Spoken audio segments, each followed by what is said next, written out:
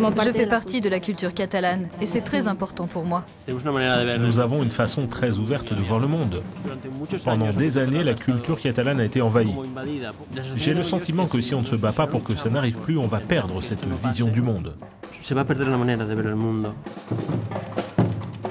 La répétition a ce soir-là un goût particulier. Le groupe doit participer le lendemain à un concert en faveur de l'indépendance de la Catalogne.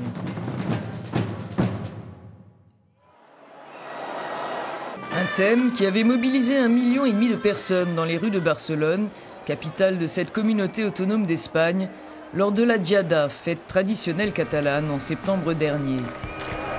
Les initiatives séparatistes se multiplient dans la région. Le village de Sant Pere de Torelló s'est rendu célèbre en se déclarant territoire catalan libre. Au fronton de la mairie, flotte depuis 1 an et demi le drapeau indépendantiste catalan, mais pas celui de l'Espagne.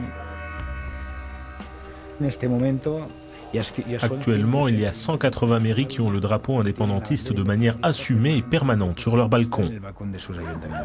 Les séparatistes dénoncent avant tout le système de redistribution fiscale de l'État, dont les dépenses publiques en Catalogne sont, disent-ils, bien au-deçà des impôts prélevés. On vit dans un état d'urgence nationale, avec un taux de chômage de 22,5%. La Catalogne paye chaque année à l'État 16 milliards d'euros qui ne reviennent pas, sous aucune forme de service ou d'investissement en Catalogne. On s'est déclaré territoire libre comme une épreuve de force envers l'État espagnol.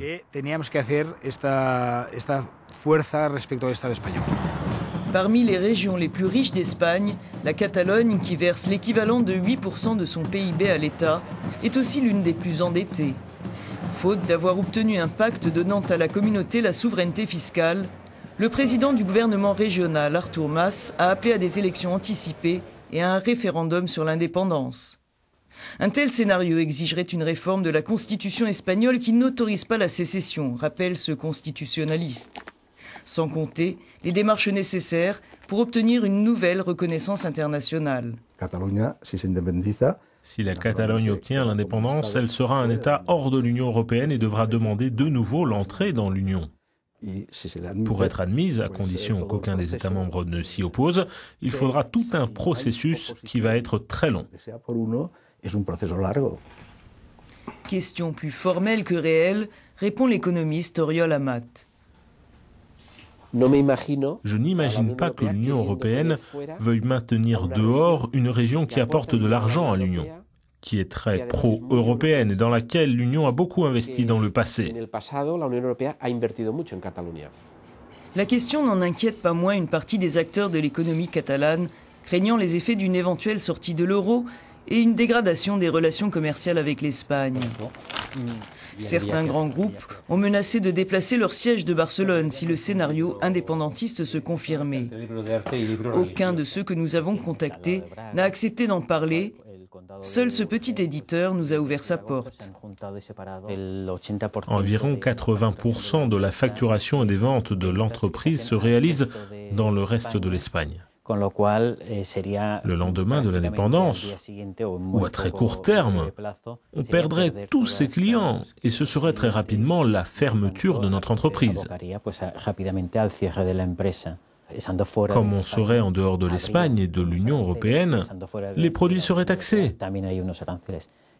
En plus, nos clients nous disent que si la Catalogne devenait indépendante, ils chercheraient d'autres fournisseurs qui seraient de leur propre pays. Un nationalisme économique que ne craint pas cette autre entreprise familiale qui, elle, surfe sur la vague séparatiste. Son produit phare, le drapeau catalan indépendantiste.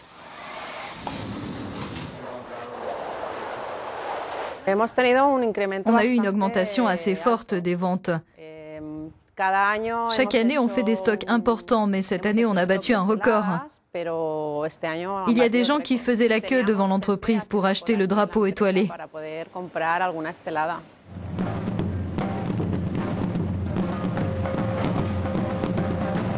Au-delà des marchés de niche, le label catalan continuera-t-il à faire recette face aux incertitudes politiques que génère le débat sur l'indépendance ? Le secteur du tourisme, pilier de l'économie catalane, ne craint ni boycott ni fuite des capitaux, assure la responsable du tourisme au gouvernement régional. Pour les premiers mois de l'année, les chiffres sont satisfaisants, avec une hausse du tourisme international étranger de 11,4% et surtout une augmentation des dépenses touristiques.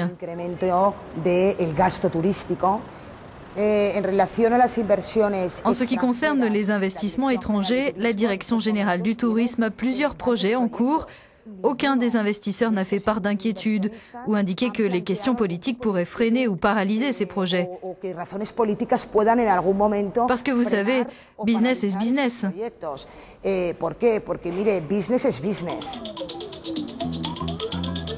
L'attrait de la Catalogne pour les investisseurs étrangers en cas de séparation n'en suscite pas moins quelques questions.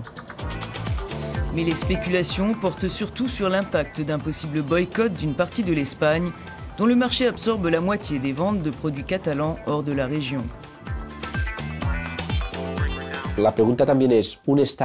La question est de savoir si ce pays de 7 millions d'habitants peut être viable.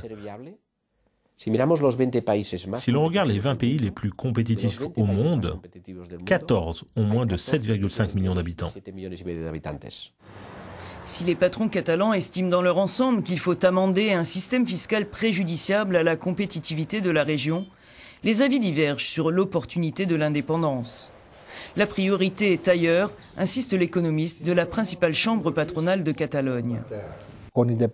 Avec ou sans indépendance, les problèmes de financement, les problèmes de plus grande pression fiscale, on va continuer à les avoir.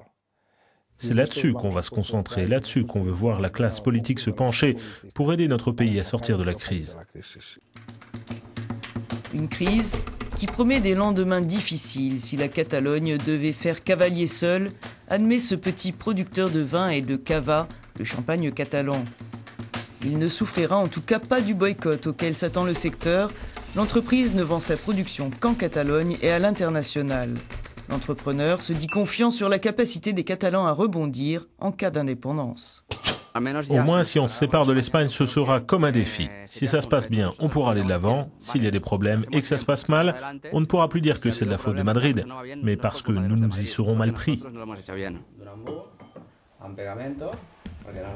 Je recommande pour surmonter les mauvais moments de prendre une petite coupe de cava. Ça stimule, ça aide toujours à voir la vie avec philosophie et joie.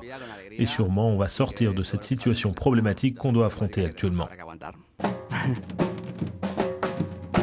Quoi qu'il en soit, le bras de fer engagé entre Madrid et Barcelone relance un débat qui dépasse les frontières de l'Espagne. Sur fond de crise, le vent de séparatisme qui souffle sur l'Europe questionne aussi l'avenir de l'intégration européenne. Du point de vue européen, je pense que ce serait préjudiciable. La Catalogne serait un exemple à imiter pour d'autres minorités nationales dans d'autres pays. Et on assisterait à un fractionnement de l'Union européenne qui est déjà très fractionnée.